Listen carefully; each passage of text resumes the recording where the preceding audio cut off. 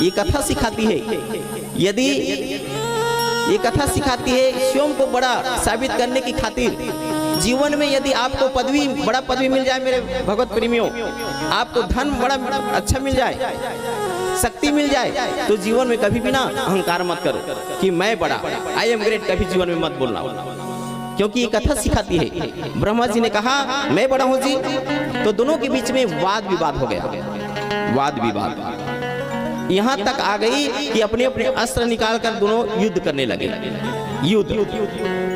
अब देखो श्री नारायण भगवान और ब्रह्मदेव दोनों युद्ध करने लगे। उसी बीच में ये कथा सिखाती है मेरे प्यारे, शिव महापुराण की कथा ये आया है यहाँ, इसलिए मैं बताने का प्रयास करूंगा।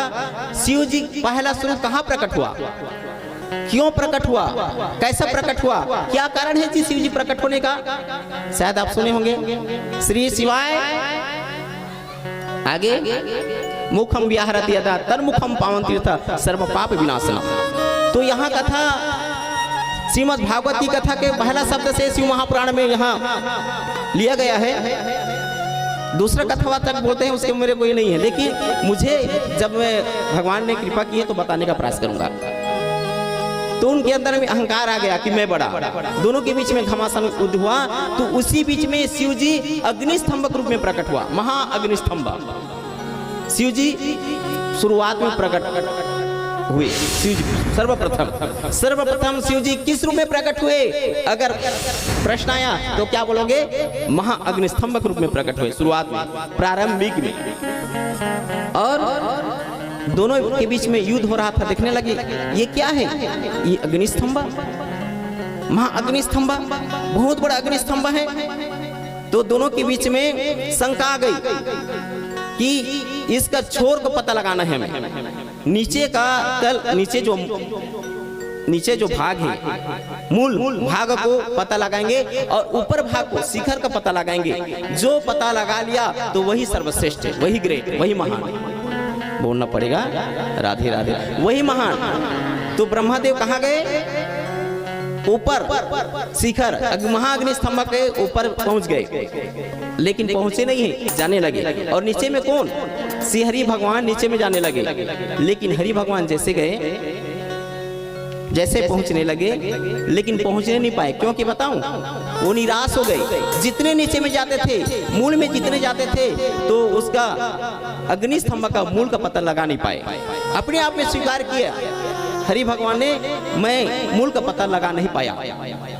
कोई कोई हार जाते हैं तो भी अपने आप में घमंड हो जाता है, मैं जीत गया, बोलना पड़ेगा श्री राधे राधे। लेकिन ब्रह्मदेव के अंदर में, आगे का बताऊंगा, नारायण अभी नीचे में जा रहे हैं, मूल अग्नि स्तंभ का मूल में पहुंच रहे हैं, लेकिन पहुंच नहीं पा रहे, क्योंकि इतना असीमित है। अब अपने आप में स्वीकार किया कि मैं इसका पता लगा नहीं पाऊंगा। जीवन में एक कथा सिखाती है मेरे प्यारे, जब तक आप स्वीकार नहीं करोगे कि मेरे से गलती हो रही है, मेरे से त्रुटि हो रही है, जब स्वीकार नहीं करोगे तब तक आपके जीवन में परिवर्तन आने वाला नहीं है। इसीलिए स्वीकार करना सीखो कि मुझसे गलती हो रही है, मुझसे त्रुटि हो रही है। लेकिन नारायण भगवान स्वीकार किए कि मेरे से नहीं होगा, क्योंकि मैं पता लगा नहीं पाया। और जहां युद्ध हो रहा था वहां आके बैठ गए, कौन, नारायण भगवान। और ब्रह्मदेव ऊपर जाने लगे, महाअग्नि स्तंभ के ऊपर, समझ रहे हो, आगे चलने लगे, लेकिन कहीं शिखर का उसका छोर का पता लगा नहीं पाए। वहां से केतकी पुष्प गिरा था, हाँ, केतकी पुष्प गिरा था। केतकी पुष्प और ब्रह्मदेव के बीच में बातचीत हुई। ब्रह्मदेव ने कहा, भैया जी मैं शिखर का पता लगाना चाहता हूँ। केतकी पुष्प ने कहा, आपसे नहीं होगा, मैं कितना हजार वर्ष तक गिर रहा हूँ, लेकिन मध्य में पड़ा हूँ, मध्य में पड़ा हूँ, नीचे नहीं आ पा रहा हूँ। एक मेरी बात समझ लो, एक बात कह देना श्री हरि भगवान के पास जाकर के, हे केतकी पुष्प, कि ये ब्रह्मदेव शिखर का पता लगा लिया, इतना कह देना। केतकी पुष्प ने कहा ठीक है, ठीक है, मैं कह दूंगा। और जाकर के जैसे श्री नारायण भगवान के पास पहुंचे, तो केतकी पुष्प ने कहा, ये जो ब्रह्मदेव शिखर का पता लगा लिया। तो श्री हरि भगवान ने क्या किया, उनके चरण को पकड़ लिया। किसके, ब्रह्मदेव के चरण को पकड़ लिया। और प्रणाम की। देखो वास्तविक में ब्रह्मदेव शिखर का पता लगाया था, हाँ कि नहीं? लेकिन अपने को बड़ा साबित करने की कोशिश की। ये कथा सिखाती है यदि झूठ मूठ से आप बड़ा बन जाओगे तो बड़ा कहा सकते हो क्या? नहीं। उसी जगह में, उसी स्थान में मेरे भगवत प्रेमियों शिव जी का प्रकट हुआ। हाँ, जैसे प्रकट शिव जी प्रकट हुए, जैसे ही तो नारायण भगवान शिव के चरणों को पकड़ लिए। और जैसे शिव के चरणों को पकड़ लिए नारायण भगवान, शिव जी प्रसन्न हो गए। क्या वरदान चाहते हो? श्री नारायण भगवान ने कहा, हे प्रभु, हमने आपको एक लोटा जल नहीं चढ़ाया, न बेलपत्र नहीं चढ़ाया, लेकिन आप कैसे प्रकट हो गए भगवान? एक लोटा जल सारी समस्या का हल। यहाँ ये कथा सिखाती मेरे प्यारे, यहाँ नारायण भगवान एक लोटा जल नहीं चढ़ाया, ये कथा सिखाती है। लेकिन क्या बोले? सत्य के जीवन में उतारे, सत्य को जीवन में उतारे। झूठ नहीं बोले कि मैंने पता लगा लिया, लेकिन ब्रह्मदेव झूठ बोला, केतकी पुष्प को सामने रखकर झूठ बोला। हाँ, शिव जी ने कहा आप सत्य हो, सत्य को जीवन में धारण करते हो, इसीलिए आपसे मैं प्रसन्न हूँ। मेरे भगवत प्रेमियों, आज से अपने में रखो, संकल्प करो कि मुझे सत्य बोलना है, मुझे झूठ नहीं बोलना है। यदि आप एक दिन में कितना झूठ बोलते हैं, बोलना पड़ेगा। श्री राधे राधे। कितने झूठ बोलते हैं आप लोग? अपने आप में चिंतन करो ना, आज कितने झूठ बोले आप लोग, है ना? तो झूठ बोलोगे तो शिव जी प्रसन्न नहीं होंगे। आप झूठ बोलोगे, एक लोटा जल चढ़ा दोगे, झूठ बोलोगे, बेलपत्र चढ़ा दोगे, झूठ बोलोगे, है ना?